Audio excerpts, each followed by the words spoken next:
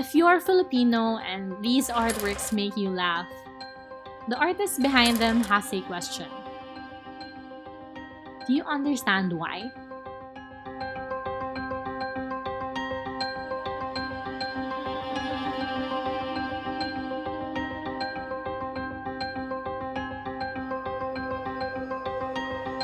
Meet Marcus Aragon.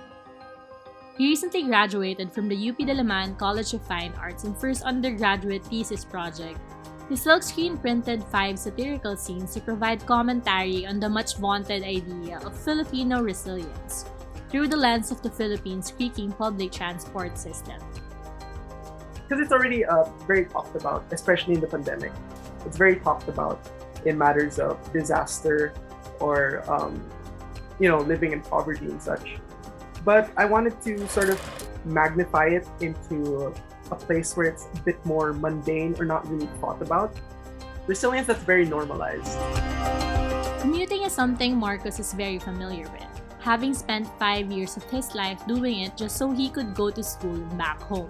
So like me as a student, going to and fro to school, I take the jeep, the bus, the MRT, the whole package, and it takes me an hour and a half or 2 to get to school. So I know exactly what it's like to go through hell and back when it comes to commuting, especially what it's like to sort of fight for your life to get home. When I am in my commute, I sometimes space out and sort of have this out-of-body experience now, thinking of myself in third person now. Okay, this is me sharing the back of a jeepney with 4 other strangers, and we're going hell fast, and we're holding on to dear life. It's terrifying, but it's also funny to think about. Na, all of us are parang holding hands na kami at some point. It is kind of funny if I do think about it, that it's such a normal thing that you have to learn to just get by with. I want to get sort of nitty-gritty with it. Now, where does that come from? The whole idea of being okay with certain situations, this whole resilience idea. Historically, because as Filipinos, we are known for being colonized for over 300 years plus. Sort of that passiveness and sort of fatalistic attitude comes in part from those 300 years, because when you are a country that's been passed along to 3 different colonizers, you have this national feeling of smallness. Now you kind of have to just go with the flow. You kind of just have to deal with it. You kind of have to grin and bear it, essentially. By referencing textbook illustrations, Argon said he wanted to subvert the usual case of depicting people as model citizens, a trend that started during the American colonization when Filipinos were pacified through educational materials. Everything has a reason in this thesis. Before the pandemic, Aragon would collect MRT and bus tickets, cigarette packs from his smoker friends, and ask drivers for neon jeepney placards so he could incorporate them in the papers he used for printing, hand-making them all by himself.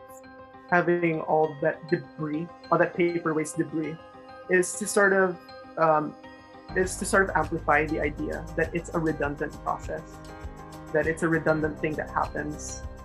Especially like with bus tickets, those are always collected and then discarded and then collected again. You're always going to end up with a pile of bus tickets somewhere at home if you do take the bus.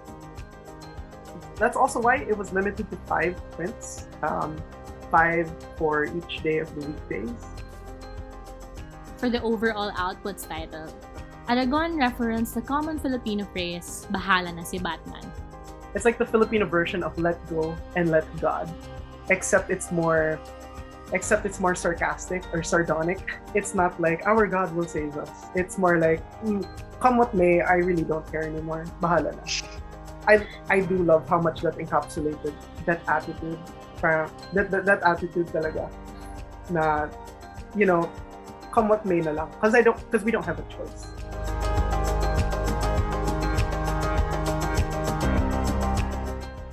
The role of artists in society has never been more apparent as today, when movements like Tumindig are playing out in defiance to the hardships faced by Filipinos under negligent leaders.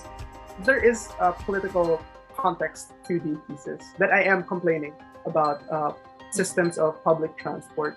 I wanted to make sure that this had a larger reach on my audience or whoever sees this. So I didn't want to make it something that was like, oh, our system is rotten. Oh, our government is rotten. This and that. We already know the government's rotten.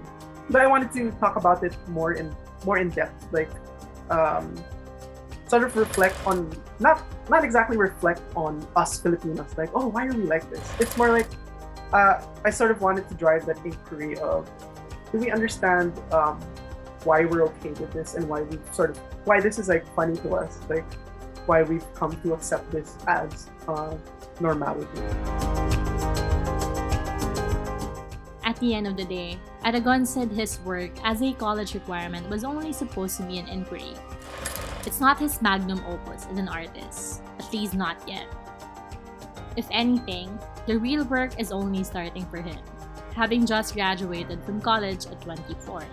I'm pretty happy with how things went with my thesis. It is just an inquiry on Filipino resilience. And for me, it's okay if someone doesn't really get that from my work kaagad. Sometimes a laugh from someone is more than enough for me. When it becomes relatable, at least you know that we're all in this together, sort of.